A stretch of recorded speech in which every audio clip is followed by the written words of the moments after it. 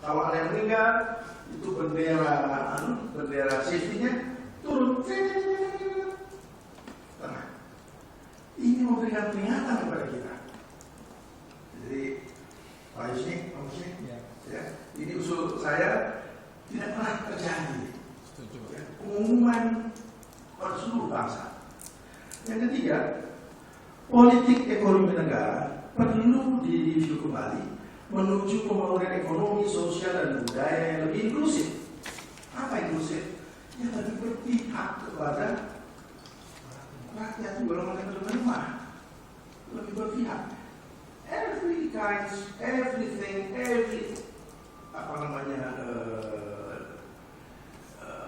kebijakan, policy, every policy harus dikaji apa pengaruhnya terhadap si miskin. Ini yang tidak pernah, menurut saya, tidak pernah dikaji benar. Tidak pernah dikaji benar. Sehingga dengan tepat menegakkan demokrasi dan ekonomi pasar yang pro rakyat.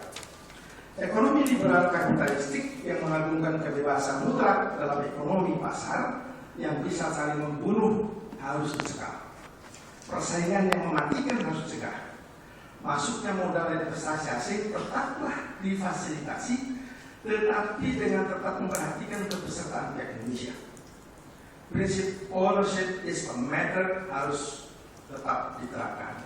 Bahwa masih ingat waktu Menteri Laksamana Soekardi secara demonstratif mengatakan ownership is not a matter.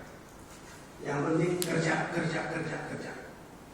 Apa gunanya ada bahan tambang di dalam?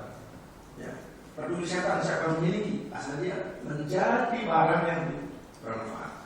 Asal ada employer, ada pabrik yang mempekerjakan orang. Nah, ini kan sudah keliru banget. Saya sana ngomong sama beliau, Pak, kalau Bapak tinggal di rumah yang Bapak kemudian setiap tahun harus kontrak sewa, sama nggak dengan Bapak yang Bapak pakai kontrak sewa? Ini waktu itu Pak. Dan school of thought seperti Pak Laksamana Soekardi masih banyak di negeri ini Pak, masih banyak. Makanya mereka tidak peduli itu kemarin Karpostil mau dijadikan posko, ya dijual ke posko, ngapain lah kalau nggak bisa posko, nanti bank juga mau diasingkan semua. Sekarang sudah tinggal sedikit. Oke. Yang keempat, dalam hal ini eksistensi BUMN strategis perlu dipertahankan. Dengan catatan harus mampu dikelola seefisien dan seefektif mungkin seperti BUMS, swasta. BUMN yang amat strategis posisinya harus dimiliki negara, misalnya Pertamina, BCA, POS dan sebagainya.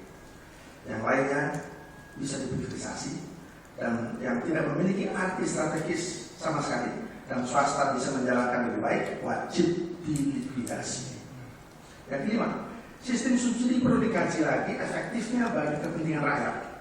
Semestinya subsidi bukan kepada barang.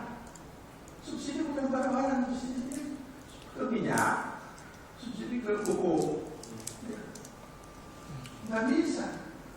Pupuk yang pakai orang petani, ya industri, ya orang kaya, susah ngaturnya. Minyak juga begitu. BPN yang pakai orang miskin, ya, orang kaya, susah. Mestinya subsidi diberikan kepada sasarannya, yaitu rakyat yang memerlukan. Whatever the means, caranya. Gitu. Nah, ini perlu di research nih Pak Kusni. Bagaimana cara rute subsidi? Ya.